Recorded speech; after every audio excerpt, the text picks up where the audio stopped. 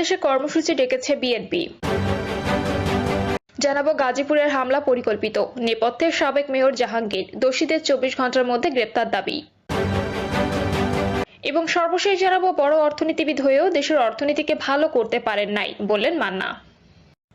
শুনছিলেন সংবাদ শিরোনাম, এবারে বিস্তারিত। সারা দেশে কর্মসূচি ডেকেছে বিএনপি। চলতি মাসের 11 ফেব্রুয়ারি থেকে সারা দেশে কর্মসূচি ঘোষণা দিয়েছে বিএনপি। এর আওতায় 10 দিনে দেশের 64 জেলায় জনসভা করবে দলটি। বিকালে রাজধানীর নয়াপল্টনে আয়োজিত সংবাদ সম্মেলনে দলের পক্ষে এক জরুরি সংবাদ সম্মেলনের কর্মসূচির কথা জানান বিএনপি সিনিয়র যুগ্ম মহাসচিব রুহুল কবির রিজভী। তিনি জানান, নিত্য প্রয়োজনীয় পণ্যের মূল্যবৃদ্ধি সহনীয় পর্যায়ে রাখা, অবনতিশীল আইন শৃঙ্খলা পরিস্থিতির উন্নতি, দ্রুত গণতান্ত্রিক যাত্রাপথে উত্তরণের জন্য নির্বাচনী রোডম্যাপ ঘোষণা এবং রাষ্ট্রের পতিত ফ্যাসিবাদের নানা চক্রান্তের অপচেষ্টা মোকাবিলা সহ বিভিন্ন জনদাবিতে আগামী 11 ফেব্রুয়ারি থেকে রমজান শুরু হওয়ার আগ পর্যন্ত বিএনপির উদ্যোগে সারা দেশে জেলা ও মহানগরে পর্যায়ক্রমে সভা সমাবেশ অনুষ্ঠিত হবে। এ সময় রিজভী বলেন, পতিত স্বৈরাচার শেখ হাসিনার ফ্যাসিস্টদের সহযোগীরা এখন প্রশাসনে বিভিন্ন গুরুত্বপূর্ণ জায়গা দখল করে রয়েছে। যারা 5 আগস্টের পরিবর্তনকে মনে প্রাণে মেনে নিতে পারেনি, এমন লোকদেরকে চিহ্নিত করতে না পারলে অন্তর্বর্তীকালীন সরকারের পক্ষে সফল হওয়া কঠিন। তিনি বলেন, বিএনপির ভারপ্রাপ্ত চেয়ারম্যান তারেক রহমান বলেছেন, অন্তর্বর্তীকালীন সরকারের সব পদক্ষেপ সবার কাছে সাফল্য হিসেবে বিবেচিত নাও হতে পারে, কিন্তু এই সরকারের ব্যর্থতা গণতন্ত্রের পক্ষে শক্তির ব্যর্থতা হিসেবে পরিগণিত হবে। এ কারণে বিএনপি অন্তর্বর্তীকালীন সরকারকে সফল দেখতে চায়, কিন্তু সরকার নিজেদেরকে সফল দেখতে চায় না, এটিও ভাবার বিষয় রয়েছে। সরকারের কর্মপরিকল্পনা রোডম্যাপে কম গুরুত্বপূর্ণ ইস্যু বাদ দিয়ে জনগণের নিত্যদিনের দুঃখ দুর্দশা লাঘবে অগ্রাধিকারের ভিত্তিতে পদক্ষেপ দেওয়া জরুরি। রিজভী বলেন, ছাত্র জনতার অভ্যুত্থানে গত 5 আগস্ট ফ্যাসিবাদের জননী শেখ হাসিনা ভারতে পালিয়ে গিয়ে অবৈধভাবে বসবাস করছে এবং ষড়যন্ত্রমূলক অডিও রেকর্ড প্রকাশের মাধ্যমে দেশকে অস্থিতিশীল করতে একের পর এক উস্কানি দিচ্ছে। ফ্যাসিস্ট শেখ হাসিনার উস্কানিতে ইতোমধ্যে গণহত্যাকারী দল আওয়ামী লীগের নেতাকর্মীরা সারা দেশে গুপ্ত হামলা, ঝটিকা মিছিল ও গণসংযোগ শুরু করেছে। গতকাল জয় বাংলা স্লোগান দিয়ে রক্তপিপাসী আওয়ামী দুর্বৃত্তরা গাজীপুরে ছাত্র জনতার উপর নারকীয় আক্রমণ চালিয়েছে। 15 জনের বেশি গুরুতর জখম হয়েছে। পতিত সরকারের গাজীপুরের সাবেক মেয়র জাহাঙ্গীর ফ্যাসিস্টদের নিয়ে ভার্চুয়ালি মিটিং করে বলেছেন, যে শহরে আমরা দিনের বেলা ঘুরতে পারি না, সে শহরে কাউকে আমরা ঘুমাইতে দিব না। লীগের নয়া প্রজেক্টের মাস্টার প্ল্যানদের একজন সে। এমন ভয়ঙ্কর সন্ত্রাসীকে এখনো গ্রেপ্তার করতে না পারা সরকারের চরম ব্যর্থতা। বিএনপির এই সিনিয়র নেতা বলেন, দুর্নীতির মাফিয়া চক্রের অন্যতম শিখণ্ডী পলাতক সাবেক আইজিপি বেনজির আহমেদ ফ্যাসিস্ট সরকারের অনুসারীদের সঙ্গে ভার্চুয়াল কনফারেন্সে ষড়যন্ত্রমূলক সভা করছেন। একটি সভায় অংশ নিয়ে তিনি বলেছেন, পুলিশের ও প্রশাসনের 90 ভাগই আওয়ামী লীগের সমর্থক এবং তাদের সঙ্গে সার্বক্ষণিক যোগাযোগ রয়েছে। তাদের সঙ্গে যোগাযোগ রেখে প্ল্যান করা হচ্ছে। গোপন ষড়যন্ত্রে লিপ্ত নজিরবিহীন দুর্নীতির মহানায়ক সাবেক আইজিপি বেনজির আহমেদরা।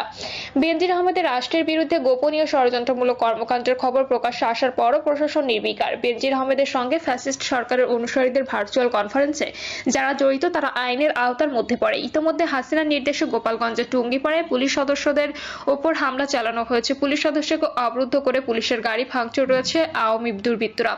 তিনি বলেন, পুলিশের গাড়ি থেকে পাবনার সুজানগর উপজেলা আওয়ামী লীগের সভাপতি আব্দুল ওহাবকে ছিনিয়ে নেওয়া হয়েছে। সারা দেশে আওয়ামী লীগের সন্ত্রাসীরা সন্ত্রাস চালিয়ে যাচ্ছে। গত 8 আগস্ট ক্ষমতা গ্রহণের পর থেকে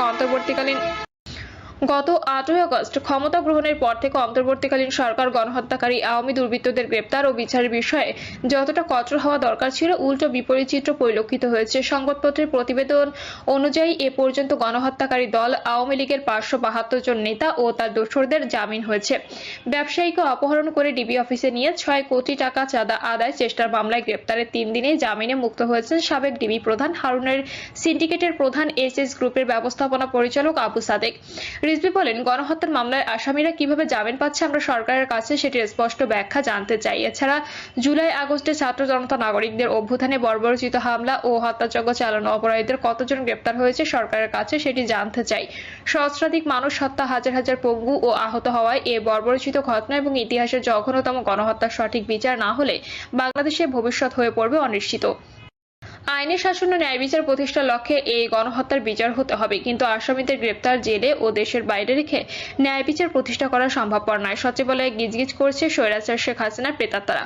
পুলিশ প্রশাসন, আদালতে তারাই সবকিছু করেছে। অবিলম্বে ফ্যাসিস্টদের সহযোগীদের বিরুদ্ধে কঠোর ব্যবস্থা গ্রহণ করতে না পারলে আবারও হাসিনা দোসরদের পরাস্ত করা কঠিন হবে। গাজীপুরের হামলা পরিকল্পিত, নেপথ্যে সাবেক মেয়র জাহাঙ্গীর, দোষীদের 24 ঘন্টার মধ্যে গ্রেপ্তার দাবি। বৈষম্য বিরোধী ছাত্র আন্দোলন কেন্দ্রীয় কমিটির সদস্য সচিব আরিফ সোহেল বলেছেন, গাজীপুরে শিক্ষার্থীদের উপর হামলার ঘটনায় জড়িতদের 24 ঘন্টার মধ্যে গ্রেপ্তার করতে হবে। ছাত্র জনতার উপর হামলাকারী আওয়ামী ফ্যাসিস্টরা এখনো বিরাজমান আছে, আমাদেরকে সতর্ক থাকতে হবে। রামদানিয়ে ছাত্র জনতার উপর হামলা ছিল পরিকল্পিত। গাজীপুর সিটি কর্পোরেশনের সাবেক মেয়র জাহাঙ্গীরের লোকজন এই হামলা করেছে বলে অভিযোগ হয়েছে। গাজীপুরের রাজবাড়ী মাঠে সর্বদলীয় বিক্ষোভ সমাবেশে এসব কথা বলেন আরিফ সোহেল সহ অন্যরা। এতে অংশ নিয়ে জাতীয় নাগরিক কমিটি গাজীপুর জেলা শাখার আহ্বায়ক আলী নাসির খান বলেছেন, রক্তের বদলা রক্ত নয়, ফ্যাসিস্ট খুনি স্বৈরাচার আওয়ামী লীগকে নিষিদ্ধের মাধ্যমে করতে হবে। নেতাকর্মীরা আরো বলেন, গতরাতে আওয়ামী দস্যুরা পরিকল্পিতভাবে ছাত্রদের ফাঁদে ফেলে হামলা করেছে। গাজীপুর থেকে আজ ফ্যাসিবাদের মূল উপড়ে ফেলার কার্যক্রম শুরু হবে। পতিত ফ্যাসিস্ট সরকারের দোসর জাহাঙ্গীর আলমের পালিত কুকুরেরা এই হামলা করেছে। আহকামা মোজাম্মেলের বাড়ি ভাঙচুরের অজুহাতে ছাত্রদের হত্যার পরিকল্পনা করেছিল। সাধারণ মানুষ এভাবে হামলা করতে পারে না। তারা আরো বলেন, হাসিনার প্রেতাত্মারা ভারতে বসে দেশকে অস্থিতিশীল করার চেষ্টা করছে। তাদের সব ধরনের ষড়যন্ত্র ঐক্যবদ্ধভাবে প্রতিহত করতে হবে। বক্তারা অভিযোগ করেন, গতকালের হামলার সময় প্রশাসনের পক্ষ থেকে কোনো সহযোগিতা করা হয়নি। বারবার কল করার পরেও তারা উদ্ধার করতে এগিয়ে আসেনি। দ্রুত সময়ের মধ্যে জেলা প্রশাসক ও পুলিশ কমিশনারকে পদত্যাগ করতে হবে। 24 ঘন্টার মধ্যে হামলায় জড়িতদের গ্রেপ্তার করতে হবে। প্রশাসন কেন সহযোগিতা করতে এগিয়ে আসলো না, বিষয়টি তদন্ত করতে হবে। মন্ত্রণালয় সহ প্রশাসনের বিভিন্ন দপ্তরে থাকা আওয়ামী দোসরদের অপসারণ করতে হবে। বড় অর্থনীতিবিদ হয়েও দেশের অর্থনীতিকে ভালো করতে পারেন নাই, বললেন মান্না। গণ অভ্যুত্থানের 6 মাস পেরিয়ে যাওয়া দেশের রাজনৈতিক, অর্থনৈতিক ও সামাজিক প্রেক্ষাপটে অন্তর্বর্তী সরকার একটা কঠিন সময় এসে পড়েছে বলে মন্তব্য করেছেন নাগরিক ঐক্যের সভাপতি মাহমুদুর রহমান মান্না।